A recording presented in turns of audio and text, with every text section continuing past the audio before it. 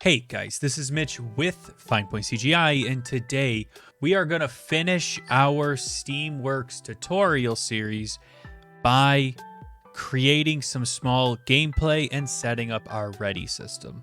So we're going to go through the process of sending up our ready system, creating our player, setting up all of our instancing code, and we are going to basically make it so we can move our player around the scene. So that's what I have in store for you guys today.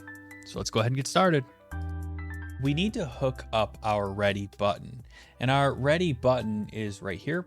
And basically it's going to be done the exact same way as our little send right here. So if we open up our script here, and we go into, if I remember correctly, because this is like a couple days later, let me see, under data parser, we can actually come in here and just add in a new case.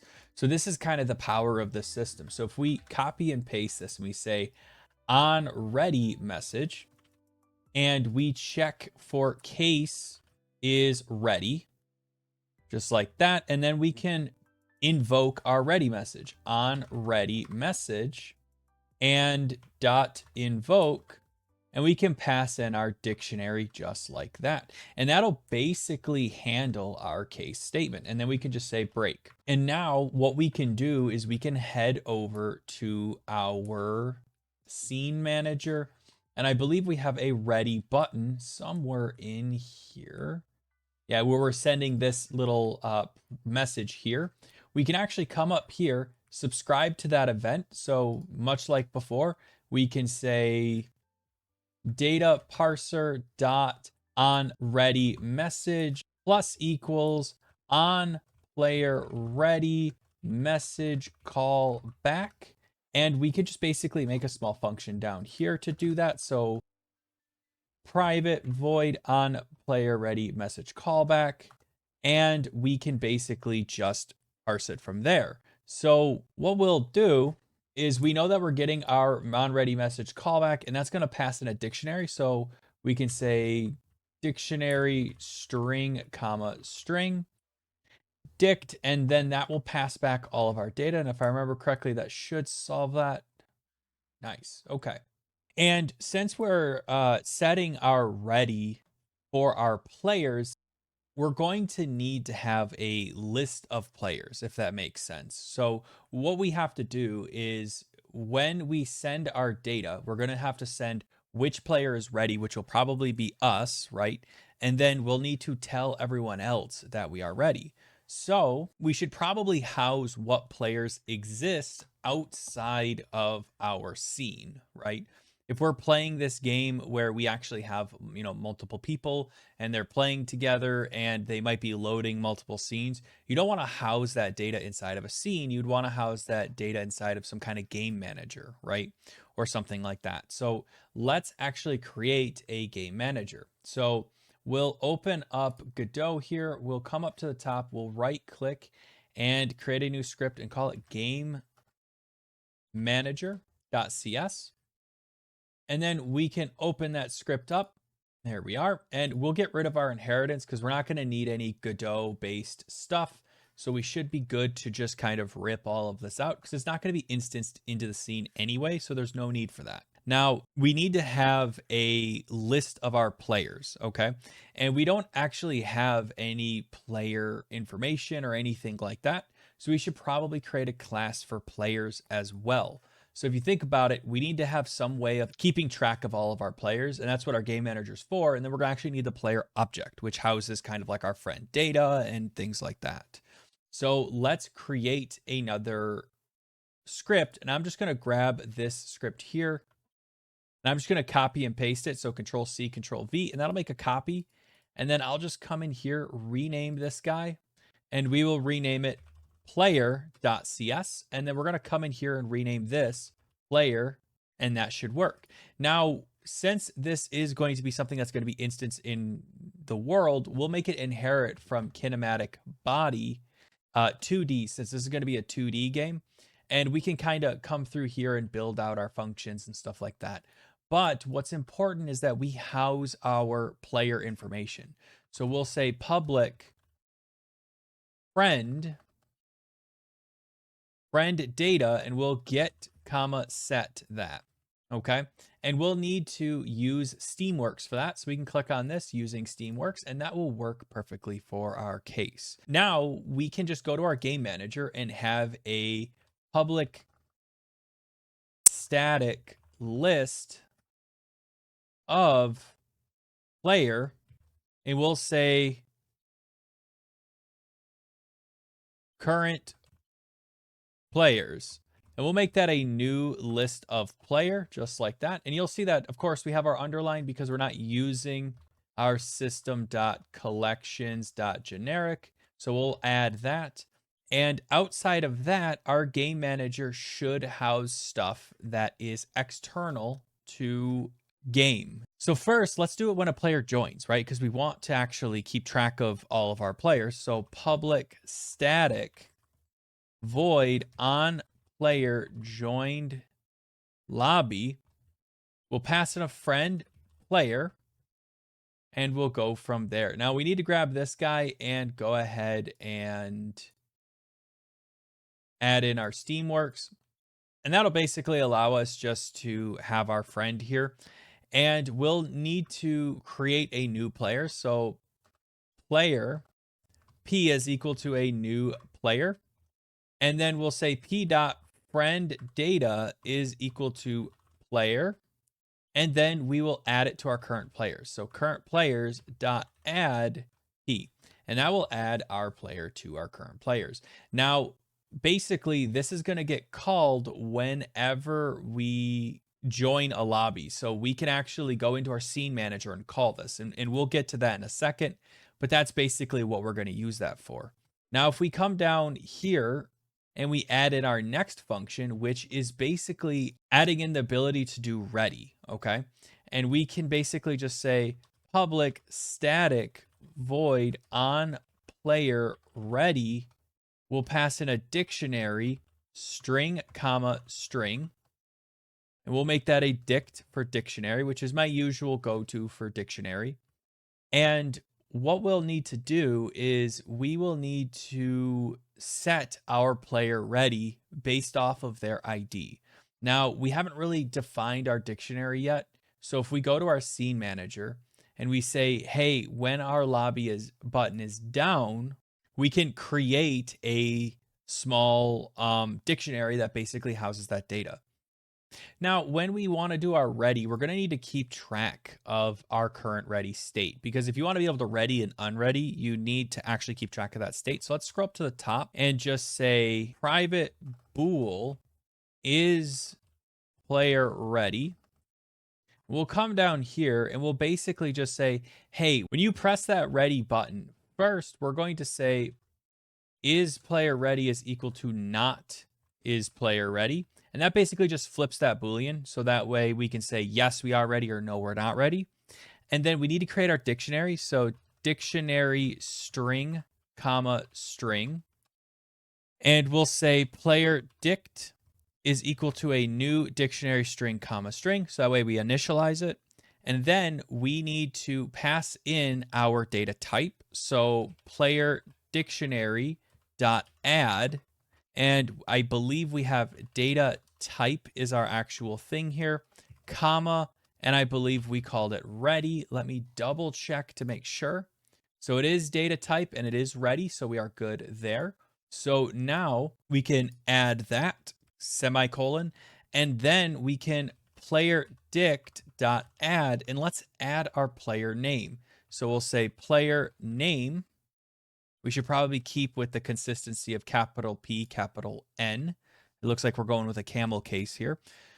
And we need to pass in our account ID. So that's Steam manager.manager.player Steam ID.account ID.toString. There we go.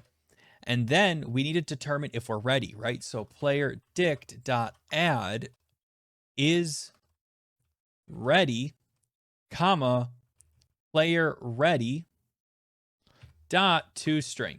And that will basically pass back a string of our player ready. And this should actually come back as true or false, depending on what it is. So it'll actually be capital T. So that's something you'll have to keep in mind. And then we need to convert this to string data, right? So we need to say string str is equal to, and for us to be able to convert this data to string, we're going to need to use JSON convert. So using newtonsoft.json like that, we'll scroll down here and type JSON convert dot serialize object, and we'll pass in our player dict like that.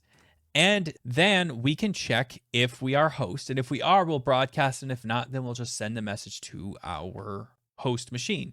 So if Steam manager.manager.isHost, then we can broadcast it. Steam manager.manager.broadcast and pass in our string str. And if not, then we can just say Steam manager.manager.connection, Steam connection manager.connection send message, and we can just pass in our string data. If you remember, we actually just pass in literally just the string. So we can just say str. And there we go. And that's pretty much how we pass our data to our lobby. Now, we do need to tell ourselves to actually be ready. So you remember how we have this on player ready message callback, right? So much like before when we did our chat system, we need to call that here and tell our system that we are ready as well. So we can just say on player message ready message callback. We could just pass in our dictionary. So we'll just pass in player dict like that. And then on our on ready message callback, we can basically just set our ready status. So first, we need to get back our actual player. So we can say get node, and we need to grab our lobby player. So we'll say lobby player.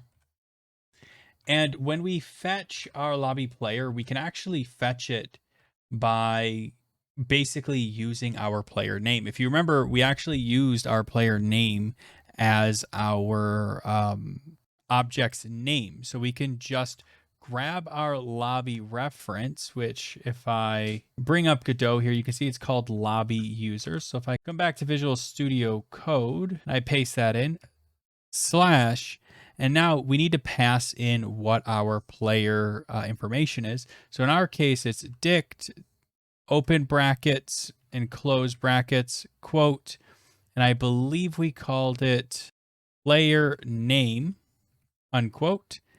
And that should about do it for us. And then we can just say dot set ready status and pass in our ready status. So dict dot bracket quote is ready.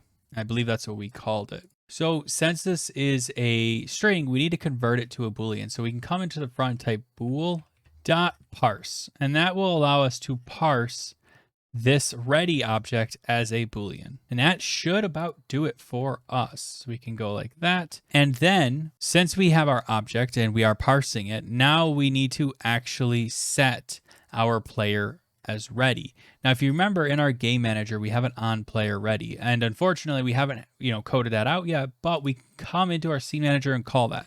So game manager dot, and I believe it is a static on player ready. So we can just say on player ready and pass in our dictionary. So our dictionary is dict, if I remember correctly. And we can just do that. And it's because we haven't saved, I'm guessing. Let's see.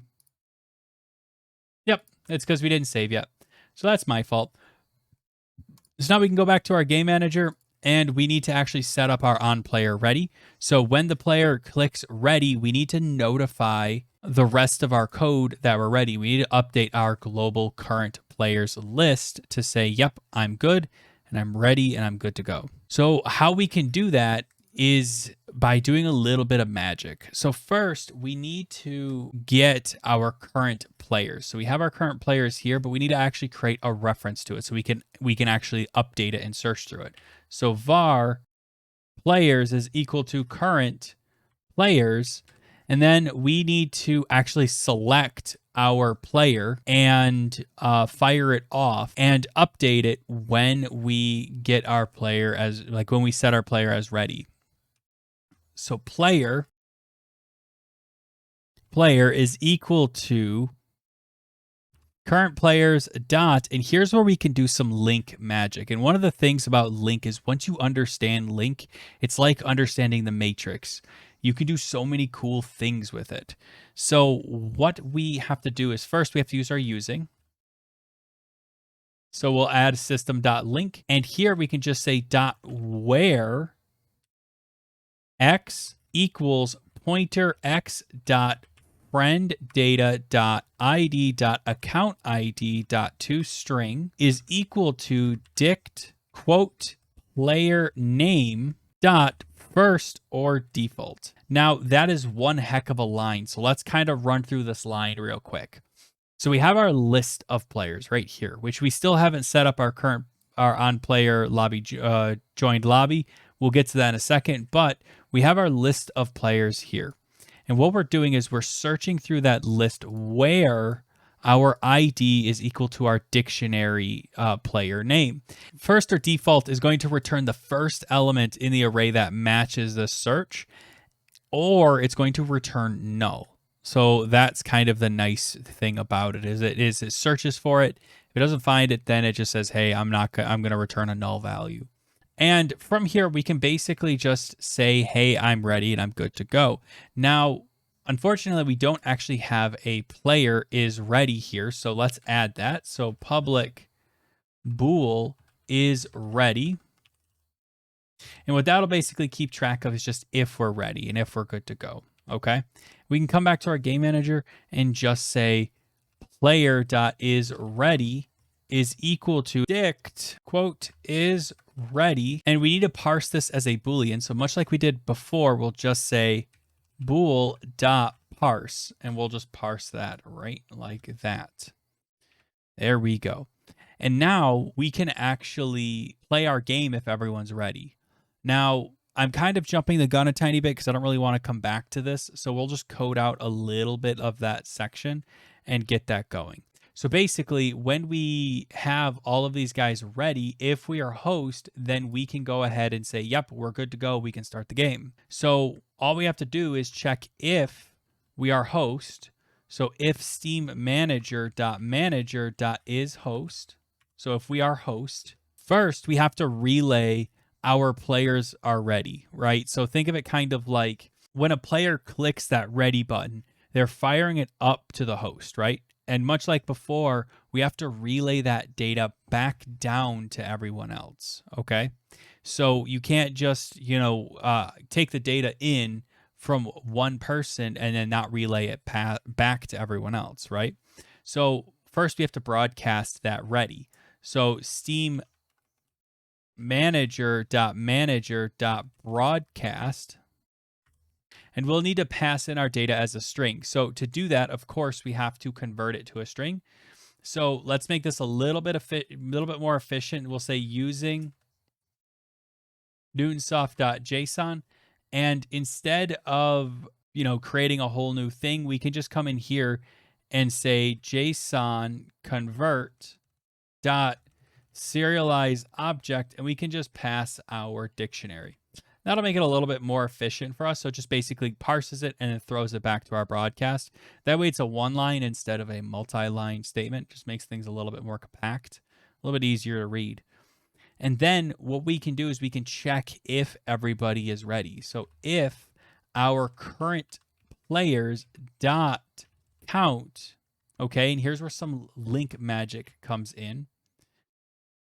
X equals pointer x dot is ready is equal to current players dot count, and that basically checks our current array of objects that are ready against our current array count. And if it is equal, then we know we're good to go. Everybody's ready and everyone's ready to go. So we can just type gd.print ready game start. I think I should say everyone is ready, game start.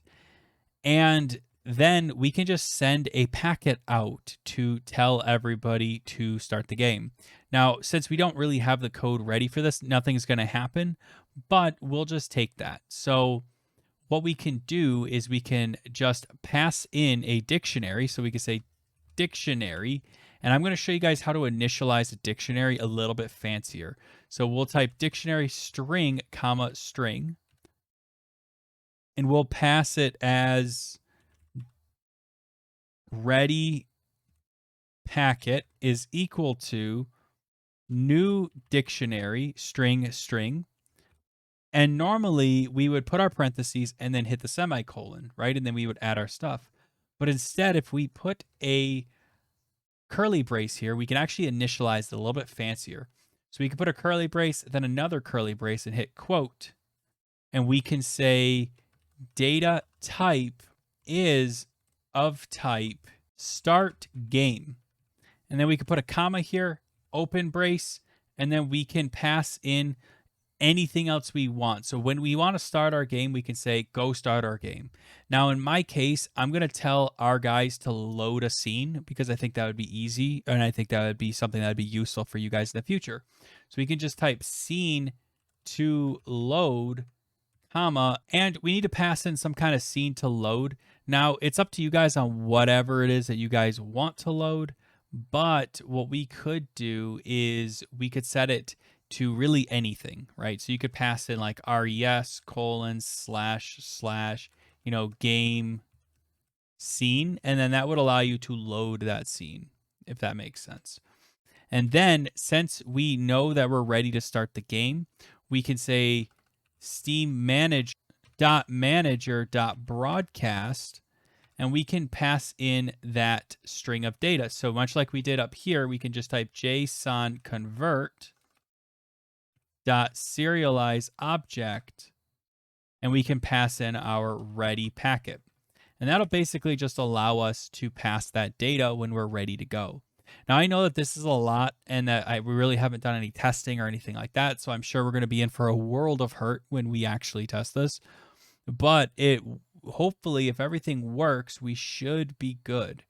Now, before we test this, we need to actually add our lobby stuff. So we have our on-player joined lobby, and you can see we have 0 references here. So let's head over to our scene manager and find our, I believe it's called on-player join lobby callback right here. And we can just type game manager dot on-player join lobby, and we can pass in the friend that has joined our lobby. And that'll basically allow us to, add our players to our game manager up here. Now you could do a list of friends, but the only reason why I didn't want to do a list of friends is because a list of players allows me to actually have a class of objects that I can work with. So in the future, when we instance our players, we can actually assign their custom data over to the actual in-game character.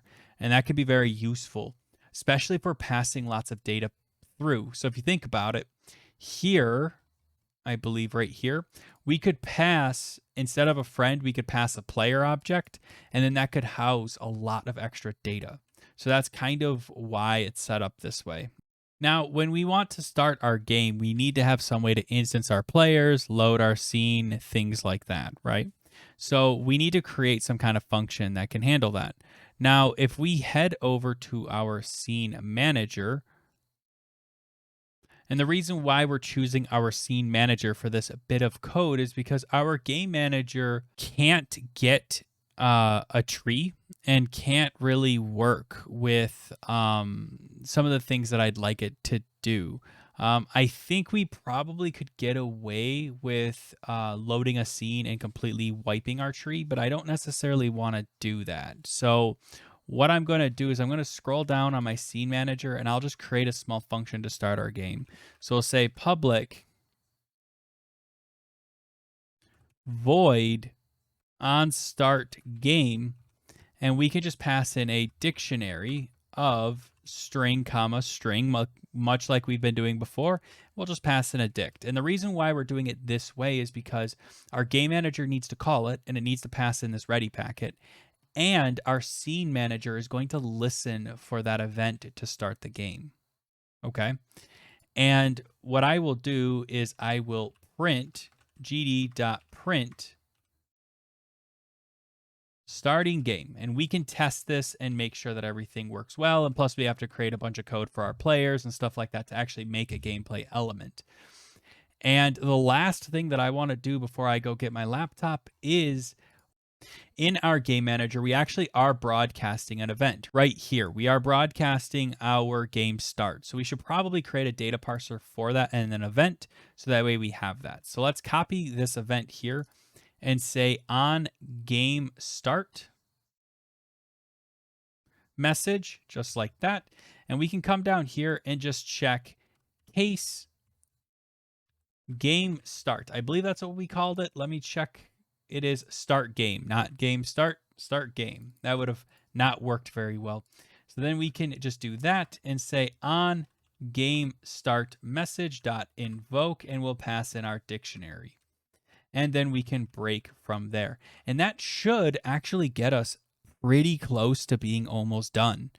So that's kind of exciting. I know that this tutorial is probably going to be about 2 hours long, but we're really close to where we need to be. So I'm going to grab my laptop and I will be right back.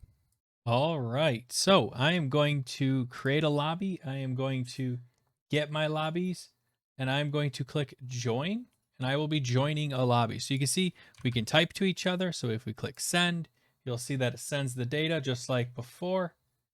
So perfect. If I click ready, you'll see that I have readied up on my client side. And if I click ready, you'll see that I have readied up on my other side. And it looks like Godot has crashed on my client side with an error, which is object reference not set to an instance of an object, but not on my server side. So that must mean that something on the client side, the code is a little on the broken side.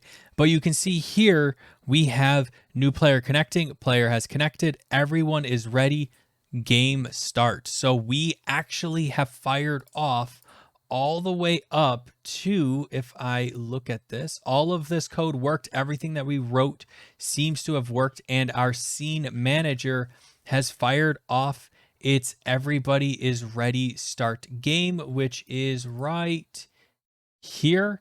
So that means it broadcasted out this packet, and my guess is it probably fired off to our socket manager here on the data parser, and it probably fired off right here and failed. Judging by the error code, which says object not set to an instance of an object. And if we look at it, it comes down to line 31. So it is definitely right here. It's because nobody is listening to this event. So it's saying, hey, I'm firing off this event and no one's listening to it. So it completely fails. That or the dictionary is empty. It's a null object. One of the two.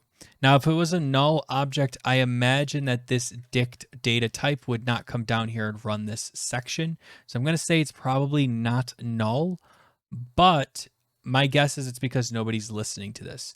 So that means that we basically are there. So we can just listen to this event. So let's go to our scene manager, and you know how we have our on start game. Well, much like before, we need to listen to that event. So come up here and type data parser dot on game start message plus equals on game on start game. There we go. And we might want to call this on start game callback. So I'll probably just change that function name so that it just, maintains the general, ethos that we have here, our general naming convention. So we'll just come up here and change this to on start game callback. Now on our game manager side, we also need to call that. So let's come here and say, and before we actually type, now that I'm thinking about it, we should probably get a reference to our scene manager. And since our scene manager is going to be like a global, almost like a important reference for our project, and we might have multiple scene managers, let's have our game manager hold on to that data. That way later, if we want to, we can actually access this object, you know, from the game manager. The game manager usually houses important data, important managers that exist. So if you had something like a AI manager or a player manager, you could actually, you know, put it here. So I'm going to put public static scene manager, and I'm going to set that equal to nothing, right?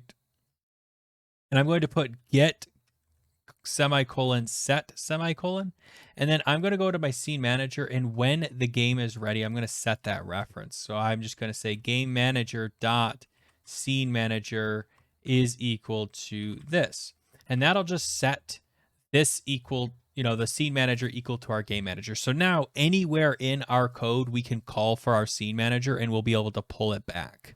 Now, the cool thing about this is if later we choose to say break this apart, all we have to do is inherit from scene manager and all of our code should work, if that makes sense.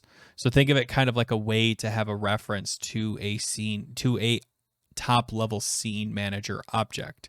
Of course, if you wanted to, you could make your game manager instead of being a scene manager, it could be a control node, and technically that would work as well.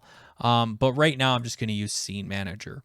So we'll say scene manager, and then we'll invoke it. So we'll say scene manager dot, and I believe it's called on game start callback, like that.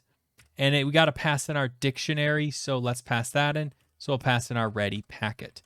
So that should basically fire it off on both sides, the client side and the server side. So now that we have that firing off, let's actually get into making our players.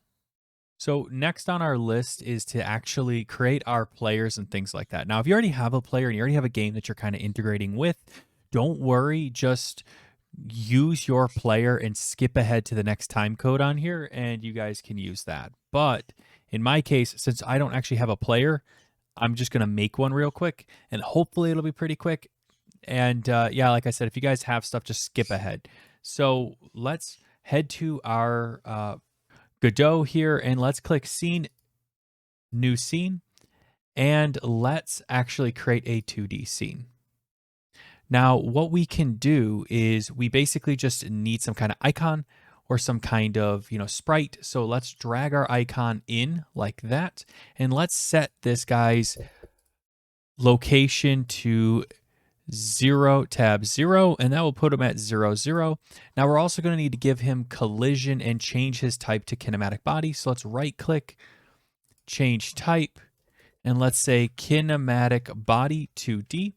And let's right click, add in a child node, and add in collision, and let's add in a collision shape. And let's go ahead and make that into a rectangular shape. And we'll make it about this big, give or take. Now let's rename this as player. And let's go ahead and right click this guy and attach a script. Now, in our player script, we already have one, right? So that's kind of the cool part. So we already have a player script.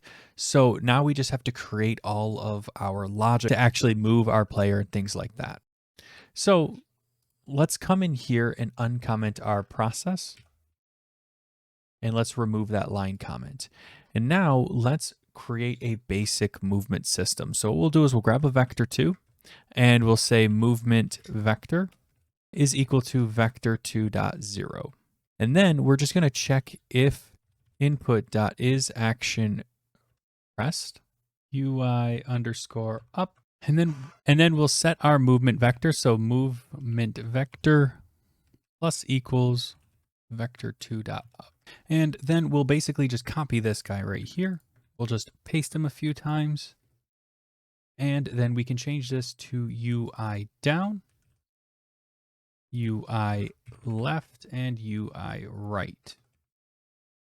Then we can change this to vector 2.down, left, and right. And there we go.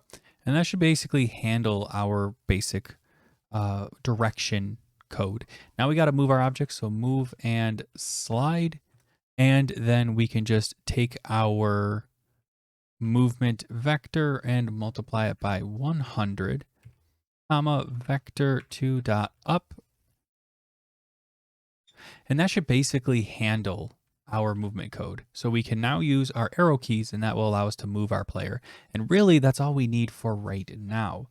Now, we're going to come back to this in a little bit, and we're going to do a lot more code that will make this a way more network ready.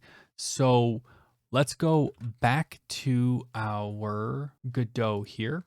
And you will see that we have our player object here. And what we can do is we can basically assign our player to our scene manager, because our scene manager needs to know what it is spawning, if that makes sense. So let's go back to our main scene. Now we can head over to our control node here. We can click on this little script icon. You can see we have our start game callback. If we scroll up to the top, we need to export out, much like we did with our lobby elements and lobby players, our actual players. So we'll just come in here and say export, and then we can say public packed scene player, like that. We can scroll down here, and now we can start instancing our players. So if we want to instance our players, all we need to do is first, we can actually set up our scene to load if we want to. It's up to you on if you want to do that. If not, then you can just instance your players. Now, in my case, I'm just going to instance my players. So I'm going to say for each var item in, and our collection is going to be game manager dot current players. And that will actually allow us to pull back all of our current players. And then we got to instance them. So what we can do is we can just say get node, and we will need somewhere to spawn all of our players. And in my case, I'm going to use a position 2D. So we'll just say position 2D like that.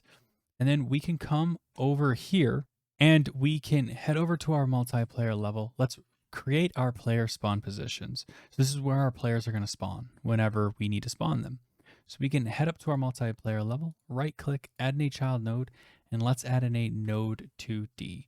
Now with our node 2D, let's call it players spawn positions. And we can right click that and add in another child node, and let's add in a position 2D. Now, if we drag this guy down here and control duplicate it, drag him over here like this, and let's kind of just drag this guy down here, control duplicate, and drag this guy over here just like that. And that'll allow us just to basically spawn up to 4 players. Now, we're going to want to rename these guys 1, 2, 3, and 4. And the reason why is that's the index of our spawn position. So now we can head over to our control node and come in here and start really coding up our stuff. So what we first need to do is we need to know what index we are on with our spawn. So we basically can just say int I is equal to 1.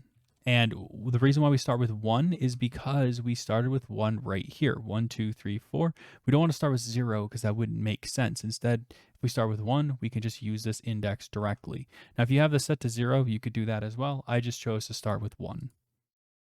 So now, if we just come in here, we can say for each var item in game manager dot current players. And now we can instance our player. So we can say var p is equal to player dot instance as player. And then we can actually set our nodes up. So we can say get node. And our node, if I remember correctly, was a little 2D node right here. So we'll say node 2D. And we'll pass in our location. Now, in this case, our location is up 1 level because we're right here. So we need to go up 1 level, and then we need to search for our player spawn positions. Now, I'm going to copy this real quick. It'll make life a little easier. We'll hit quote / player spawn positions. And then we need to actually set up our spawn plus i.toString .add child. And we need to add our child as P. And that's going to make it so that it exists in this world. And basically, one of the big things that's important is that our stuff exists in this world, and you have to make it a child for it to exist, if that makes sense. Now we need to increment our index, and then we can set p.name equal to item dot friend data dot id dot account id dot toString, and that's going to give us a unique reference. Much like we did with our interface element, we now have a unique reference that we can use. And then we can set our friend data, p dot friend data is equal to item dot friend data. And then finally, we need to do some cleanup code when we do our spawn. So if you remember our player, right, our player allows us to move, okay? But, and I missed a semicolon here, so good thing we came back, but we need to actually determine if we want to move this object if we're currently controlling it, because we don't want us to be able to control everybody's stuff. We just want to be able to control our stuff. So let's come up here and add in a Boolean. So public bool controlled. And then we can just come in here and say if controlled, then we do all of this stuff. Okay. Else, if we're not controlled, then we know that it's going to be controlled by the actual Steam networking system. So now we can just set that. So if we come up to Scene Manager, and now we basically have to set that. But we can't set it as controlled if we aren't the person that's controlling it. So let's check for that. So if p.name is equal Steam Manager.manager.player Steam ID dot account ID dot toString, then we know it's us. So p.controlled is equal to true. And that'll basically allow us to spawn our player and control it. Okay. And I may have said this earlier and I don't remember, but this does come back with a scene as well. Remember, in our code, we did that. I believe it was in our ready code. So we could actually load our level here and then instance our players if we wanted to do it that way. But in my case, I'm just doing it this way because it's simpler and it's for a demo purpose only anyway. So that's the reason why I did it this way. And we will come out to our Godot project and we'll come to our control node here. And we need to drag in our player. So let's come down here and drag this guy in here and Control S. And then I'm going to push this up and we can test this. And then hopefully we'll be able to get our player movement going and getting that finished. And then we should be done and good to go. So I will be right back. All right. So I'm going to go and create my lobby, and then I'm going to grab my lobbies, and I'm going to join that lobby. You'll see that we both joined, and then I'm going to click ready. You'll see that I've readied up, and then I will click ready, and you'll see that we now have 2 players. Now I can hit my down arrow and my other arrow over here, and you'll see that we have spawned our players, but unfortunately we are not showing or sending our data across to each other. So next, we have to do that. So how can we do that, right? Well, if we go to our player, this is actually really easy because we've already have everything pretty much set up, right? If we're controlled, right?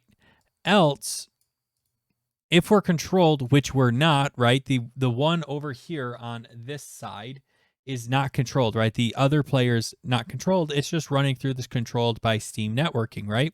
So what we can do is we can basically go out there and update our location. So what we'll do is we're going to do some fancy coding here, okay? And basically I'll just type position is equal to target position, okay?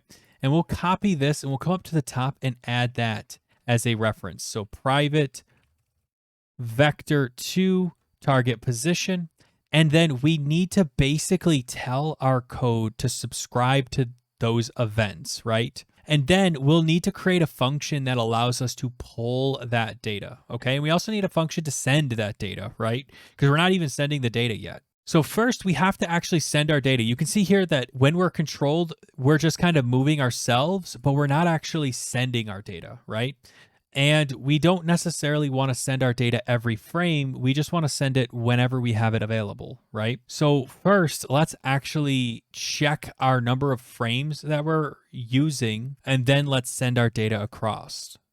Now, if we want our stuff to be consistent, we should probably change this to a physics process. So we'll just come up here and change this to underscore physics process. And that should do it. So now we can basically just count the number of frames and we can go from there. So I'll come up here and I'll create a private int current frame is equal to 0. And then I'll put private int target frame, and I'll say every, I don't know, it really depends on what you want, but in my case, I'll just say 10. I think 10's a good number. Now, basically, what we're going to do is we're going to check to see how many frames have passed, okay? So we'll say current frame plus equals 1, and then we'll check if our current frame is equal to our target frame. And if it is, then we can update our location. And we don't have a function for that, but let's just put in the groundwork for that. So we'll say update remote location, and we'll pass in our position and our rotation.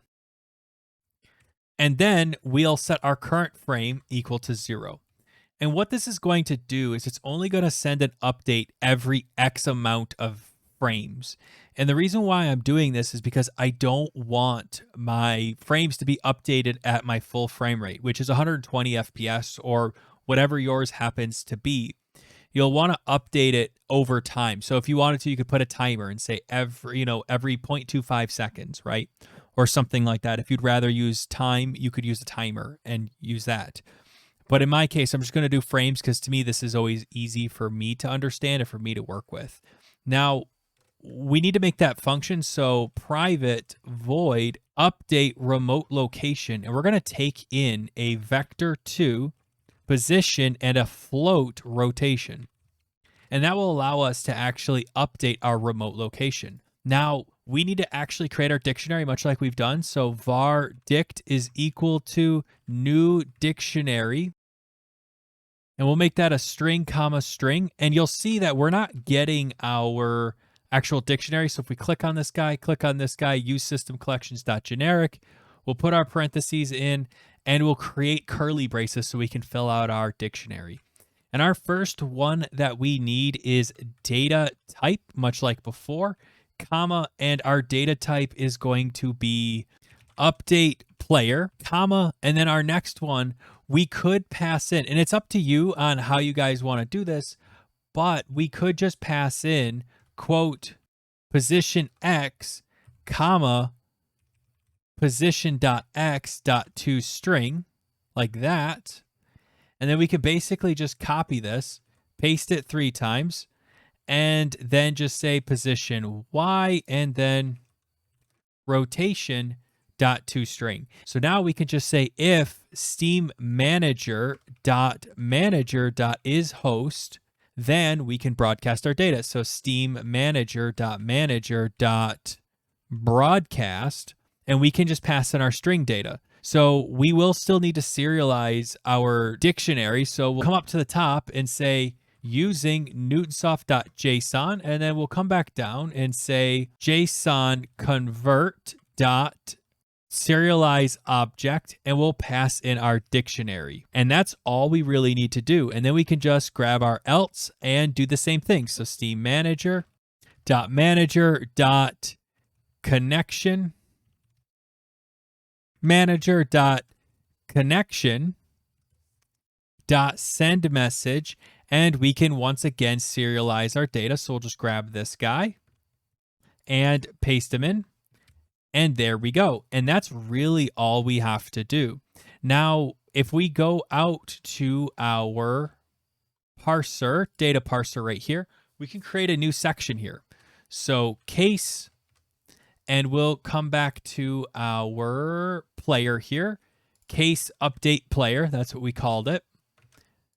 We could just come in here and come up with a event. So we'll just copy this event, paste it on player update,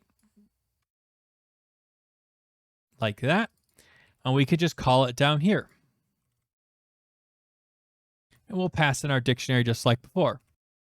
And that's really all we need to do. And now we can just come into our player, listen to that event. So remember how we got rid of our ready? Well, we'll just re-add it. So public override void underscore ready.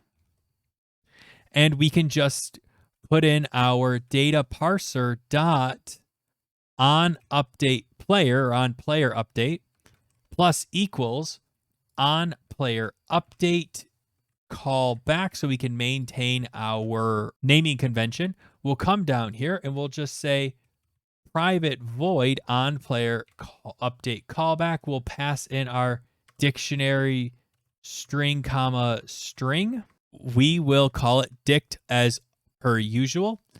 And now we can go ahead and do our stuff. Now, here's where things get a little funky, okay? We don't want to update our player if it's not for us, okay? But you'll see here that we don't have a way for us to know if it's us who sent the data. So we just found a small bug, right? We can't do this without having some kind of player, information. So if we come in here, we can just add in player ID, comma, and just grab our player ID, Steam manager.manager.player Steam ID.account ID.toString. And then that basically allows us to have that data. Now, I know you're probably wondering, well, why would we pass that back, right? Well, basically, if we don't, then we don't know which player to update. If we're playing a 2-player game, that's totally fine, right? It doesn't matter. But if we are playing a 4-player game, we need to know who to update. So we need to check if I am that person, right? If this data packet is my data packet, or if it's, John's or Hunter's, right? If you don't know whose data packet it is, then you don't know which player to apply it to. So that's what this is for. So now we can check for that. If dict quote player ID is equal Steam to our Steam manager.manager.player Steam ID.account ID.toString, like that. That was quite the big block. It even messed up my little typing. Then we could just return. And remember when I was telling you guys, I don't know which tutorial it was, but a lot of times you might see something like this. So just keep that in mind when you're out in the field coding. You might see this, and this is valid C# syntax, by the way. You can return, or you can do this if you wanted to as well. So just keep that in mind. I just wanted to show you guys that, so that way you guys, so that way you've seen it at least. But then if we know that our player ID is equal to us, right? Then what we can do is we can say if dict player ID is equal to friend data dot ID dot account ID dot toString, then we're good to go to update. Okay. So what this means is, first, we're checking if that data packet is our own data packet, because sometimes data might get reflected to us, and that can really mess us up. Now, it usually won't, because we're skipping 0, so it really should never happen, but it can. If I send data to the server and the server relays that data to everyone else, there is the possibility that I might get back my own data packet. It's just to help with sloppy coding, you know what I mean? Just in case. But this part here is determining if the player ID, the player that sent that data, is the same as our object, as our little friend here, this guy, right? So that way it can make sure we know who to send the data, or who to update, if that makes sense. So now we can come in here and just say position is equal to new vector 2, and we could just parse our data. So float dot parse dict, and then we could just grab quote, and I believe I did lowercase position x. Technically, it should be uppercase to follow our naming convention, but for right now, I think I'll let it go just for the sake of the tutorial, and we'll just copy this guy, like this, comma, paste, and then we'll pass in position Y, and that should update our player. And now we want to do rotation.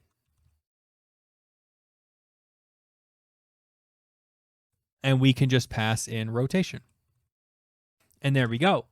Now, some of you might look at this and go, okay, if you do this and you're going to be updating at a slow rate, then you may run into issues with performance, with it looking good. And actually, my dictionary, I need my braces, not my parentheses. There we go. And you'd be correct, right? And that's what this else statement is for. If we just pass our position, it's not going to necessarily be a smooth turn or smooth movement, if that makes sense. We're going to want to linearly interpolate. So we can do that. Actually, we might as well just do it now. So what we'll do is we'll come up here and we'll just create a private vector 2, because I was going to show you guys this beforehand. I was just going to demo this and then show you guys linear interpolation after, but I'd rather just get it done now. So we'll just do position is equal to position dot linear interpolate, and we'll just pass in our target position, comma, delta multiplied by some kind of smoothing parameter. And in our case, I'm just going to multiply it by 10. So that way we can actually smooth out our linear interpolation. And I'll just change this to target position. But customarily, if you're going to be playing this and you didn't have this, it would be really choppy for movement. Your character's movement would feel super choppy. And that's basically what linear interpolation is for. It basically makes it so it's not as choppy, if that makes sense. So now I'm going to commit this out to Git, and I will test this and be right back. All right, now I'm going to create my lobby. I'm going to get my lobbies. I'm going to join, and I'm going to be in my lobbies. I'm going to click ready, and let's see if this works. So if I move down, you'll see my little guy moves. Very cool. You'll see it's a little on the stuttery side, so we may want to either update our amount of data we're sending over, or we could actually go and update our linear interpolation. But you can see, look at that. Isn't that crazy? It actually works. We can move our player and actually have it so that our players, you can see them move. So that's really cool. Look at that. It's perfect. So at this point, you guys probably get the concept of how to do this. If you guys wanted to add something like shooting, it's super easy, right? You basically just say, hey, if input.isAction just pressed, and you could say like, I think it's UI enter, right? We're going to be shooting. We can go ahead and just fire off a data packet like this. We can just grab this guy, which granted we're kind of wasting, we could actually abstract this to a function, but we could just kind of throw this guy in here, right? And then literally just say, shoot, right? And then we could say player ID, and then we can literally just pass the position X and Y of where we're shooting, or the rotation of the player, and you would be able to shoot. You know what I mean? And that's really how simple this stuff is. So it's actually really useful and simple to use once you have everything settled. Now, in my case, I'm going to leave this without putting in the shoot code because I don't think we need it. And we could always update our frame rate, or we could adjust our linear interpolate to be something like a 5, and that might help, or maybe increase it, to something like maybe 15, depending on how we want our movement to feel. But that's basically the basics of how to get an entire movement system and chat system inside of Godot using the Steam backbone. Now, I know this video was probably about 2 hours long, I want to say. So hopefully we won't be coming back to Steam for a minute, and we can, focus on something like WebRTC or something like that for the next little bit. But with that being said, that is all I have for you guys today. So if you like this video, go ahead and hit that like button. Hey, If you dislike this video, go and hit that dislike button because I'm here to make content for you guys. This video, as with all of my videos, was a viewer suggested video. So if you have any suggestions, please leave them in the comments below and I'll be more than happy to take a look at them. And hey, if you have any questions or any comments, anything like that, throw them in the comments below or hit me up on my Discord. Links in the description and I'll be more than happy to help you out.